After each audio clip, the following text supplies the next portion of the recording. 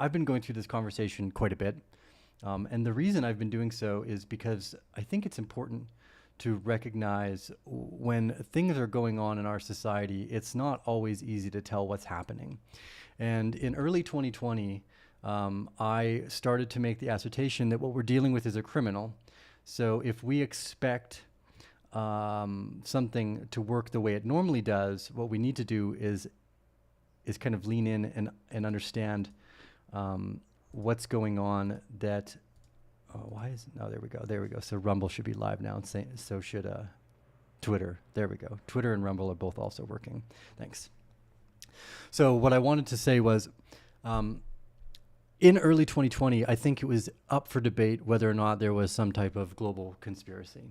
Now, conspiracies take place all the time. Now, I don't know how the large majority of people have been convinced that like conspiracies are this rare thing, but it was pretty obvious that they made these big pushes to like, oh, look, flat earthers, everyone's a flat earther. All conspiracies are this crazy nonsensical thing.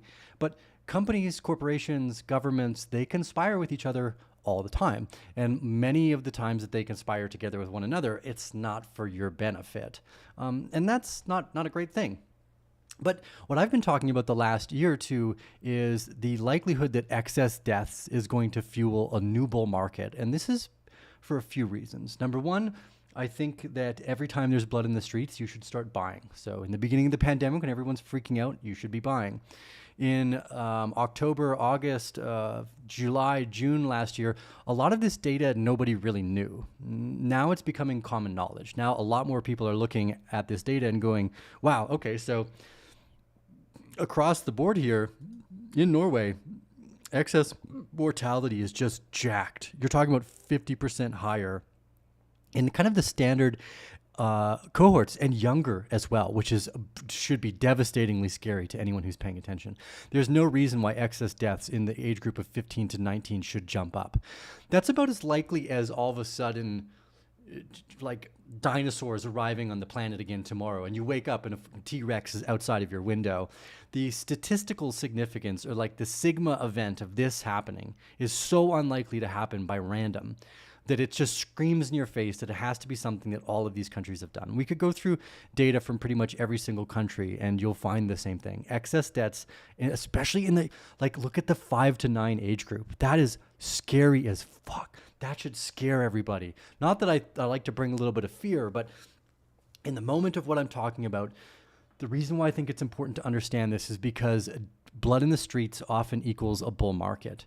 Now, I've been having a few conversations with my friends the last few days, and one of the things I was talking about is, okay, if we're seeing excess deaths in the age 5 to 9 category, that all of a sudden, out of nowhere, just screamed up almost 100, into, again, just like the territory here that you're dealing with in a sigma change is basically mathematically impossible to happen by random. It has to be something very specific that is in all of these countries that happened around exactly the same time. And there's only a few things that really fit that bill. Notice 2020, 2021, nothing. But 2022, boom, massive increases here. And what I wanted to point out is that if you have a massive event where more people are dying on average, that's going to create an extraordinarily deflationary, like a deflation-based environment, excuse me. So what does that mean? Well, it's hard to say. We've never had this happen before, and we don't know what the exact outcome is going to be. But if more people are dying, that means there's going to be more stuff available. Let's say an apartment building is full. It has 100 rooms, and there's 100 people living in it. And all of a sudden, out of nowhere, 30% of those people start to die. You have 30% vacancies, and now all of that space could be filled, and likely for cheaper. So I think we may have hit the top of the market for real estate. At this moment in time, I don't believe owning real estate makes any sense. I think there's only room for downside. It is incredibly overvalued, and if there is less people, that means there's less demand for ownership of those places. It's going to absolutely sink the cost of owning property over the next few years. But what does that mean for our little world in the crypto space? So a few of you have asked questions about gold and silver lately, so I'm going to go over some of my thoughts there. as well. But largely speaking, for Bitcoin here, what we've been following is a buy the blood in the streets moment. So if you are in the private den, you can go back to all my newsletters when I was basically, I think I have PTSD from this or something. Like, I feel incredibly depressed knowing this knowledge before other people. It's not fun. It's really not fun being at the cutting edge of knowing what's happening because you're an outcast. And for the first chunk of this, nobody believed us. In early October 2022, massive excess deaths. Nobody's paying attention. And here in October, it was clear. I said, it's against your common instinct to go, wow, all these people are dying, I should be bullish.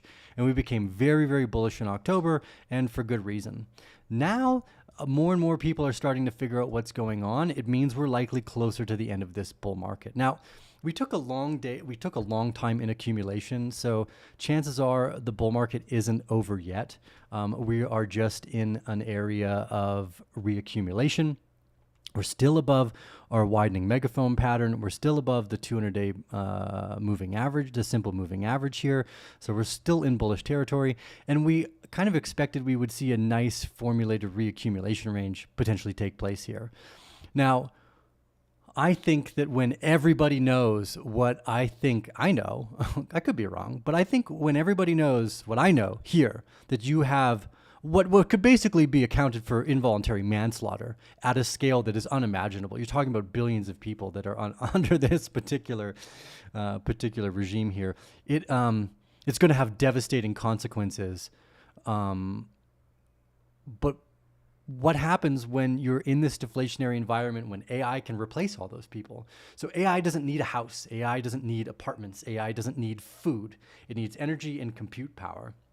And now it's likely AI and robots are going to be able to replace the majority of the people that we just lost. You might want to call that serendipitous timing forever. For those of you who happen to like the potential here. But it seems like technology and the human species are at a place where you're going to see a massive shift in the next 10 to 20 years. AI can replace pretty much everybody. If you look at the standard bell curve for intelligence and what someone needs for a person to do a job, 80% of the people are replaceable by AI in the next 5 to 10 years. And we that's so deflationary. We really have no understanding what that means. But it got me thinking, how much more money can they print and how much more can they inflate when push comes to shove without actually causing hyperinflation in the majority of assets, especially if there's more houses available than there was prior. So where does that lead me? Number one, I think that we're still in a bull market. We got smashed. I'll go over a bunch of the positions I was in because largely speaking, we hit all of the stop losses.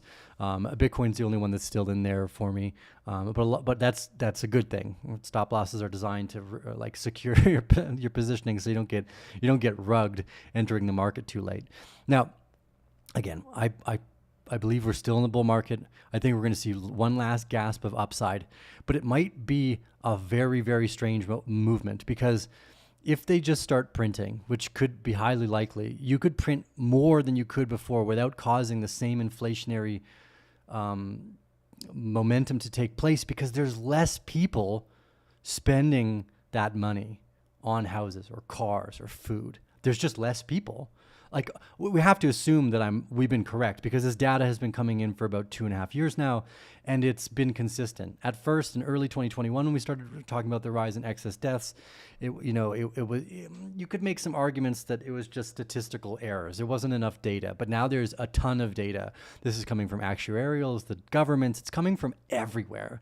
We are seeing a massive decrease in population, and fertility rates have dropped through the floor too. So this means deflation, which means that they can inflate the currency significantly higher than we would have ever imagined, and I suspect that that's coming next. So the bull market that we're going to get, it's not a healthy one. It's off the backs of the deaths of probably tens of millions of people, which is just an astounding thing to really stop and think about. Later generations are going to think back to this moment and just be absolutely appalled about how we got to this place. But that's not for us. Really, historians will judge our current civilization. They'll be like, oh yeah, the Americans, do you remember them? It's like the Sumerians. They existed for a bit and then Now they don't. So we're pretty close. You know, I wanted to do video updates about Julian Assange and the presidential update, and maybe I should, just because some of this is important. You know, that presidential update should have sent the stock market collapsing. Like, there's clearly, I think for the first time, most people realize Mr. Joe Biden is not in charge. Like, that motherfucker is just a puppet. I think a lot of us recognize it because we're intelligent, but the majority of people, they just want to believe that the system isn't criminal. So they're still stuck in this mindset of believing that the system isn't criminal. But in 2020, I came to the conclusion that it is 100% criminal and 100% psychopath. It will fucking kill you if it thinks it can improve its balance sheet by doing so. And as soon as you know that, the predictive outcome is significantly higher. It's been much easier for me to predict what's going to happen next based off this understanding that we're dealing with psychological or psychopathic criminals. The market, the entity at this scale, is a psychopathic criminal. So if you look at it that way, that's the best way to go. Notice here on Bitcoin, you have basically the day October 7th. Here, let's go. We'll do a little zoomy. Here you go. October, basically just a few days after October 7th, buy when there's blood in the streets, the market goes up 160%. Now, what's going to kill more people? That's generally what we're looking for. Like, how are more people going to die for us to go higher? At this point, I think enough have probably died where they're just going to start printing. Probably not until after the election. And, you know, watching the whole two-party system, it's unclear to me that Trump isn't exactly the same as Joe Biden, because that's the only two people that they let on stage. Whereas I would vote RFK 100%. Like, that guy is fucking brilliant. You know, it's hard to beat someone who's that intelligent and that caring and compassionate and willing to change his mind about pretty complex topics very quickly. So I think we're still in the bull market. I think excess deaths are going to continue to rise. I think because of that, the markets are going to continue to rise because the deflationary purpose of losing all those people is going to allow them to print way more money without that mainstream hyperinflation hitting the street that we are all expecting.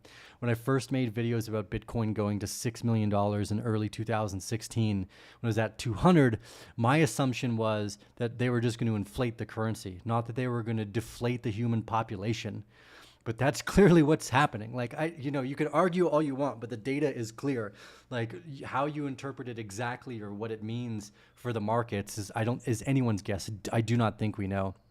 But for instance, one of the reasons way back here when Michael Burry was going short, and I'm like, that's a stupid idea in May, is because of the excess deaths. I said this, you can go back to the private newsletters, but in my mind, I kept repeating, if people are dying, we should be buying. When there's blood in the streets, you should be going long. And that, I think the reason why this works so well is because the markets are effectively psychopathic.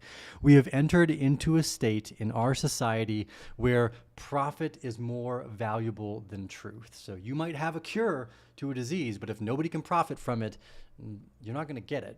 And that's a very scary thing to think about. And that's probably been functioning longer than I've been alive. If you've read any of Robert F. Kennedy's books, he's got Vaxxed, Unvaxxed, he's the Wuhan lab cover-up, and the real Anthony Fauci. He is incredibly good at using scientific citations. You can go back and double check all of his work. He's very good. I haven't seen any group of people that's really better than the Children's Health Defense for some of their collation of data. And you have to remember how many large campaigns they led against big polluters and like big, agrochemical companies like Dow and Monsanto. So they're incredibly good at scientific literature. Like, don't doubt whatever they're saying because they have the backup. And that's just mind-boggling to me that people don't recognize what that means, because it means a staggering thing has been taking place, which is just basically incomprehensible for the average person to try to think about, because it means science has been so corrupted for longer than I've been alive that we're not getting the truth anymore. We're getting what's profitable. And that is extraordinarily detrimental to society, because you might be able to fix a bunch of problems for basically free. Okay, so where does this take me? Yeah, back in 2020, we were very bullish because people kept dying. Now, as people start to recognize that massive death and increase is taking place, you've got Andrew Bridgen speaking in front of the House of Commons. You have all these way more talking heads are starting to recognize it. I mean, even the Cuomo brothers are like, ivermectin's okay now. Like, it's it's becoming common knowledge. And once it's common knowledge, we're probably at the peak of this portion of the cycle until they get into quantitative easing and the reduction of rates again, which will come. There's no other choice. But again, they're going to be able to inflate the market significantly higher than we ever thought because there is just less people. And that's so important to understand. You can inflate the currency way higher than we would have ever imagined because there's less people. So that's the bad news. That's the bad news. The good news is we're still in a bull market. We're likely going to see market cycle highs, but I think that we probably can't go too much higher. Yeah. I don't think we can go a ton higher. I think the balancing of revaluation here that will take place is largely from the drop of the value of other things too. So not just the rise in the price of Bitcoin, but the drop of the price of a house because there's just no demand for them anymore. So that's a pretty significant change in my thesis, that Bitcoin doesn't have to go to $6 million if basically everyone starts to realize that most of the other assets are worthless as well. So you have this big balance and shift. Bitcoin is still one of the guiding lights here, but I don't necessarily disagree with what Peter Thiel has said, that Bitcoin is being co-opted by the large financial industry as well. It's lost some of its early, I don't want to use the word altruistic because that's just been shit on by people like Sam Bankman-Fried, but it's lost some of its decentralized nature. And people will argue that left, right, and center, and a lot of people are stoked that BlackRock got in. But I think that their ability to manipulate price in things like silver has become apparent for the year. So here's silver. Here's a highly valuable asset. Look at the spikes in prices here. These are all massive squeezes. In the early 1970s, you had a 10x and then a complete retracement of that, and you stayed down for almost 10 years, basically. It's like insanity. And then another spike up 10x and almost a total return. Now, over time, I think you're going to see that all assets are more valuable than the dollars. But they're going to be able to print more than we ever thought possible because there's just less people. There's less demand for all of these assets. All of them, phones, houses, cars, whatever, it's all going to start to deflate massively because there's just less people that want it. Take a watch, for example. Let's say there's like 1,000 of one kind of watch or 100. If less people stop buying them or they start dying and are not available to buy them, then that price of the watch will drop dramatically because there's just nobody else that cares. And that's a fascinating thing to think about in the long term because it means we probably won't get to the crazy hyperinflationary point that we thought was taking place. I see one of you guys in the chats talking about, is this a cup and handle? And yeah, you could make an argument that there's a cup and handle right here as part of the bottom part of the accumulation range. I see that. It also actually shows up for gold too. Here for gold, it looks like a very nice cup, kind of a very nice reaccumulation cup and handle. This is basically a perfect cup and handle. I do suspect we're going to get some accumulation here, but even still, all of this is overpriced based off the idea that normally the inflation of prices comes from the inflation of the society. We've been growing as a species in the hundreds of millions every year, and this is the first few years where that trend has shifted to the downside. So we could be in what's effectively a bear market of population. Can I actually chart population? That would be a great thing to see because it's probably like oversold. It's probably overbought. So human species is probably overbought. There's got to be a population indicator here, I'm sure. We'll go through and look, but let's see if we can find it right now just because we're on live stream. Population, all ages. Awesome. There is one. Of course there is. Okay. So this is the population growth on the monthly. And it's just basically it's straight up. But look, we have our first capitulation in the human species here, basically April 2024. I know this is hash ribbons, but just as an example, it's not the only place we see that. The human species is super overbought right now, and I suspect that we're going to see a massive turnaround, and that this is for the first time ever going to start to decrease on a significant basis. Oh, this is all ages, including armed forces overseas. So this is just the United States. I apologize. Total population in the United States, including armed forces. There you go. So I think you're going to see a big shift towards the downside of this over the next few years. And it's going to shift the way we know everything to be, because most of the growth of this species at this point has come from more humans, not just more money. They kind of go hand in hand. If you have more humans, you probably need a little bit more capital. If you have less humans, you'll need less capital to get the same amount of effect. So I think that kind of old wives' tale of hyperinflation is just never really going to come the way we thought it would. So that I'm going to jump over again to the NASDAQ. NASDAQ here is screaming into new all-time highs. If we take a look on the daily here, we're kind of bouncing and peaking out. But MACD, RSI, starting to turn down. I suspect we'll get some type of rebalancing here. For Bitcoin, it could drop. I mean, we could see a rebalancing to $48,000. It wouldn't be totally unheard of, especially considering as we go over the rest of the assets here, there's been significant downside. And if retail you have to imagine too that if we're correct about this data, that more people are dying because of whatever choices they decide or whatever decisions they chose to make based off what the government was telling them of safe and effective, that retail is actually dying. The most retail person is actually dead now. That's the most likely scenario, which means retail is basically as much here as they will ever be, because there's not going to be more of them.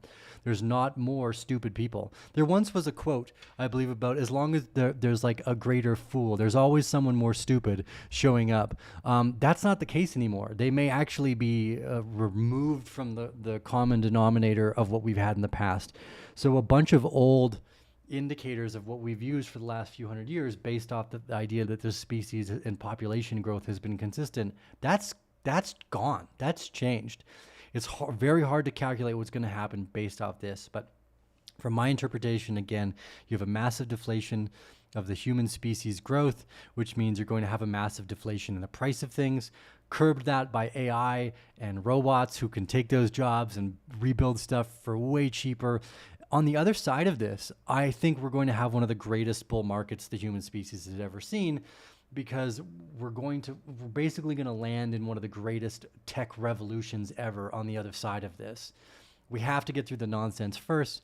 People need to wake up and realize that they've had the rug pulled over their eyes, or the rug pulled out from underneath them. And then I think as people start to come to terms with the reality of that, we're going to have a much better chance of moving forward into this like amazing booming revolution. Like I think by the time we get to 2040, you won't be able to comprehend the world that we live in. Like the world that the children grow up in then will be so psychedelic compared to where we are now. Because if you're in my age category, like close to 40, you think about how cool a ham radio was when we were growing up.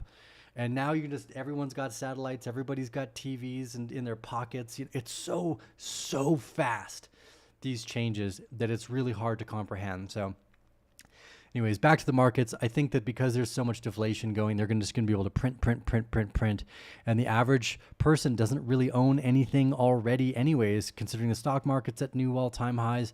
That what they mean is by you won't own anything, you'll be happy, is that they already own everything and they are happy. So, and it's just less important to own stuff nowadays because of that deflationary process.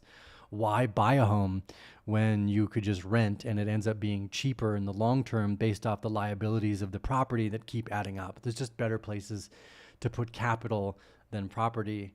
Anyways, so take a look at TON here, some of our favorites. TON's actually done really well for us, considering it was one of the only one that actually managed to sustain some massive growth, around 60% since the first parts of May, although I've been stopped out here. I got stopped out of all my positions basically, that's what they're for. Again, in our newsletters, we just kept saying, let's be cautious. We're up significantly here, and that was the right choice. Although it definitely does look like we're about to get another bounce. So whether that bounce turns into a full sustained new swing in the bull market, again, which looks like it's close to the end, upwards of $120,000 Bitcoin would be awesome. I think we're going to see that even if we get some rejections. But currently at the moment, we're like in the perfect spot. We're exactly where we should be. We're right at the top of the widening megaphone pattern and right above the 200-day moving average inside of what still appears to be a perfect accumulation range. So with Bitcoin here, we're still in capitulation for the hash ribbons. So this has been a great indicator. This represents miner selling. So we've been in capitulation for miners looking to take profits to sustain their functionality over the next 5 years. Usually we've seen this many times before. Once we see that shift, that's a pretty green moment. But on the daily here, we've already hit the oversold moment for the RSI. Our MACD is turning up and about to cross over too. And our stochastic RSI is just about to cross over the middle line. So there's reason to believe we're about to see a move to the upside to test. Now, this is going to be super important for Bitcoin here. If we can't get back above, let's just close this out because this is such an important area here. We'll turn on our VPVR as well. Oh, I got to re-add it apparently. That's VPVR. Volume profile. Oh, that's not it. But that will work for now. Okay. So I don't want to use that one. This is not nice. Let's go back. So the volume profile, for those of you guys that don't know, is one of my favorite. We'll go with the visible range on the right-hand side. There we go. We'll just quickly edit it so you get to see. Maybe you find this valuable. I usually like to go with 121. Just gives it a bit more clear definition. And then generally I like to change the colors to match my my system here. But we'll just leave it like this for now. Okay, so the middle of the volume profile and this portion of the bear claw is our trend rejection area. If we can't get back above 65,000 on this switch of the MACD and the stochastic RSI, which again are about to take place. If you look really closely, the daily MACD is on its way to cross over, so keep a close eye on that. The stochastic RSI has crossed over the middle line on the buy side now as well, so we're getting closer. But just from Bitcoin's perspective, from price and volume signature, was the most important in our Wyckoff area, is to focus on this volume range here. So we bounced off the 200-day moving average, and we've got this resistance area here around 65 to 66,000. So keep a close eye. If we can't get back above the VPVR, we're going to come back down lower for sure. In render here, again, we're what appears to be in a horizontal trading range. I suspect that we're going to get another, let's turn the bear claw on here. Something similar to is taking place. There we go. The bear claw and the VPVR is going to basically say the same thing. Right at the middle of the trading range here, we need to get back above 8.7 to confirm any type of bullish momentum. If not, again, I suspect that we'll get a bounce here, probably around to 9.3, and then find out if we get rejected. But with the bigger daily MACD about to turn up and cross over, I think we're going to get a run at least to the middle of the range here. So it'll be good to keep an eye on that. Oh, it's not showing my screen. Sorry about that, guys. I got to flip back. I can see clearly. I can see your conversation, but I couldn't see that the screen was working or not working. So thanks for helping me fix that. Let me just double check here. Yeah. Okay. Okay, so just go back for Bitcoin here, and I'll re-go over this. The 200 simple day moving average we've bounced off of. The VPVR here is right around 66,000. And so yeah, we'll probably run up to that, and then whether we get rejected and then turn down. So we'll want to keep a really close eye on our MACD and our stochastic RSI and the hash ribbons here. So as you can see, the hash ribbons are in basically total capitulation still. The stochastic RSI is about to cross over the middle, and the MACD itself is just about to cross over on the daily. So I think that's going to bring us at least to the middle of the range, and then show us if we get rejected and this turns into distribution or not. I don't think it's going to. Again, largely my thesis is that we've been here. It took a while to get into this accumulation range. We just crossed over into the bullish momentum at 0.5, hit 0.7, and are outside of this. And as you can see, it's kind of similarly to what happened in 2020. We should stay above this widening megaphone pattern here, which puts us, at the lows around 58,000 of this trading range. And even here on the weekly, we're at the bottom of the MACD for the weekly. Or sorry, stochastic RSI. The stochastic RSI is at the bottom and it looks like it's trying to turn up on the weekly. So I think ultimately we could still remain bullish for the rest of this cycle. There's reason to believe that not everybody knows about all the excess deaths yet, which gives us a great reason to believe that we've got more room for upside. Until everybody's talking about excess deaths and realizes what happened, the market's probably not done yet. So render also in that same place, looking for a test at the middle of the profile range. Fetch has just got smashed down. We got stopped out right at the bottom of the trading range here, which again is why I said in our private newsletter, be defensive with your stop losses here, put them all at the bottom of the trading ranges. So even though I was I thought we were going to get a breakout, just because I was silly too, because I was bearish here and I was still bearish here, but I shifted my bias here on the 1st of May because Bitcoin and TON kind of confused me, because here's the 1st of May basically for TON. And I was like, wow, this is bullish. Look at this, so that kind of shifted my bias when it shouldn't have.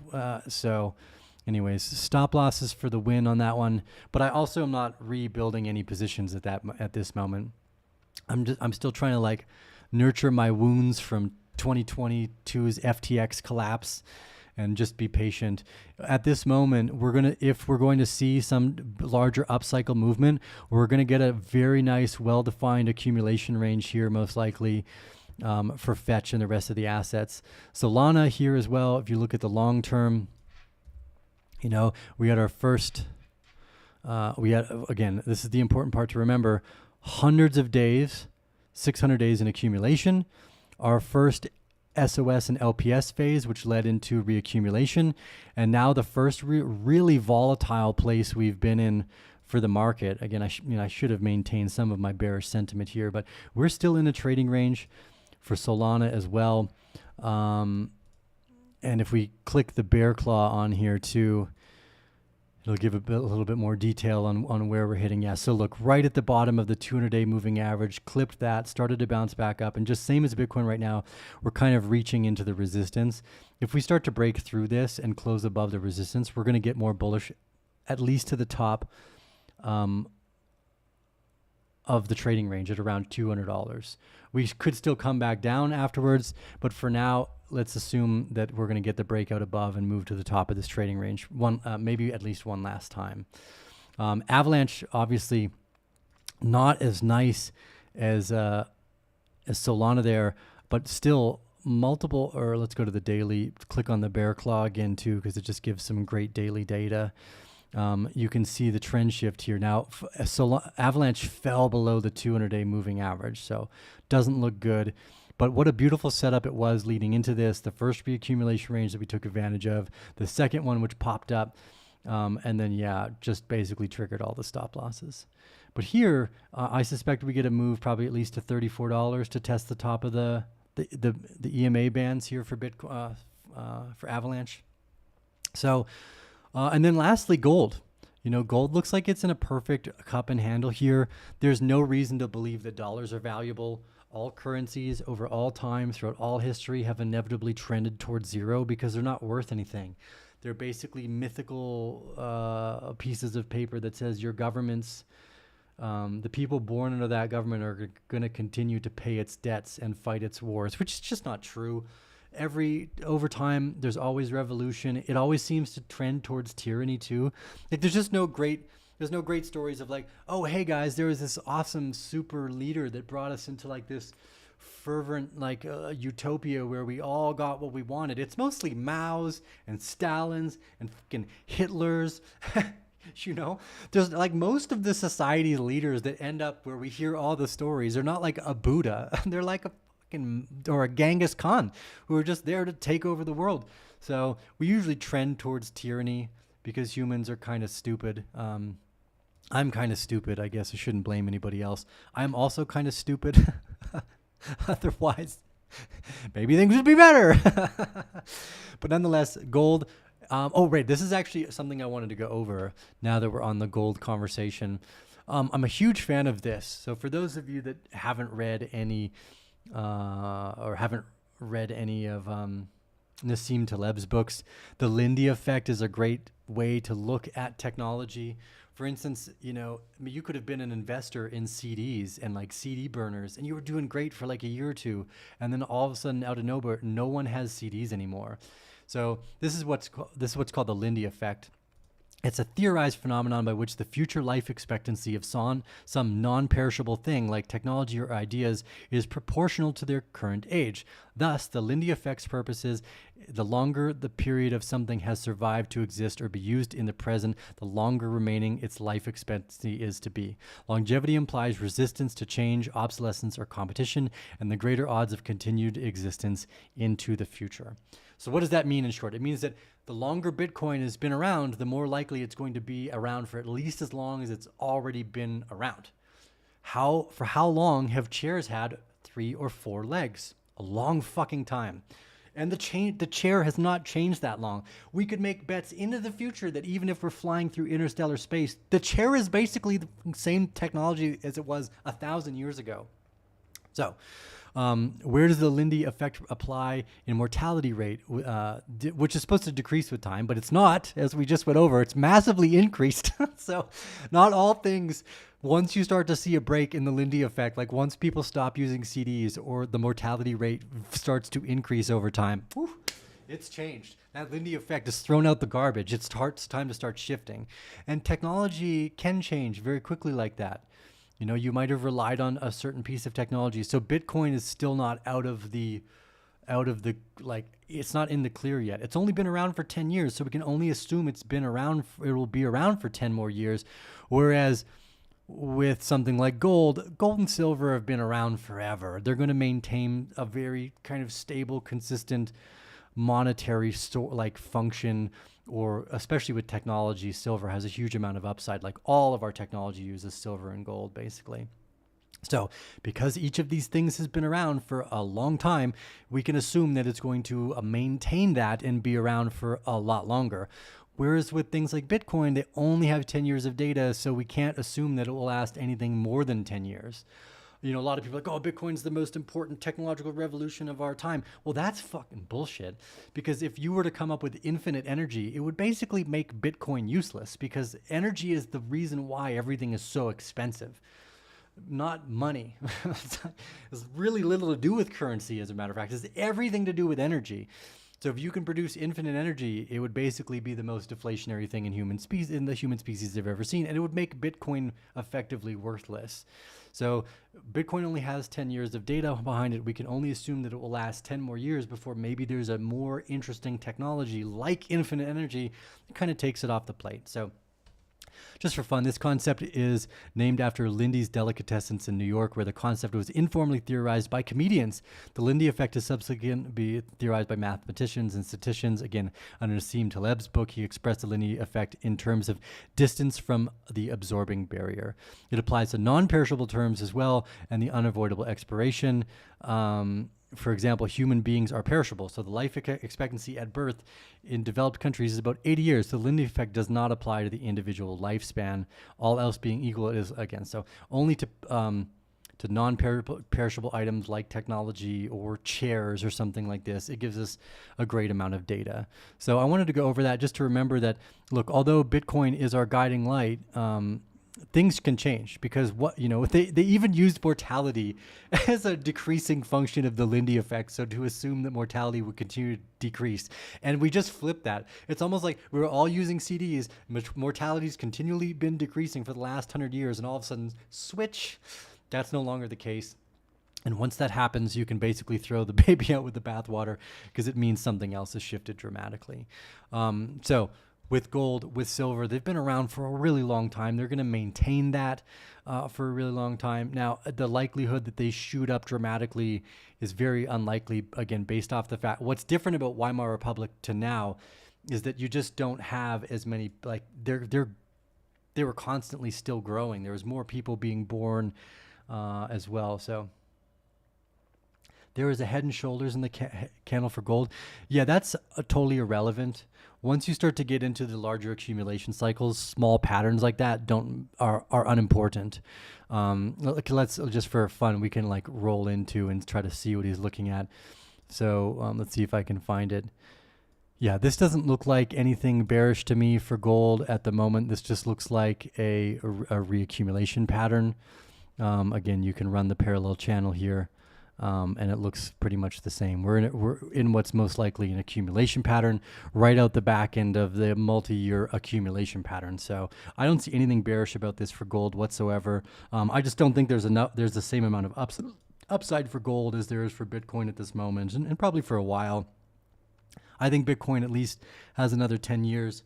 But as soon as we figure out infinite energy, it basically makes all money worthless.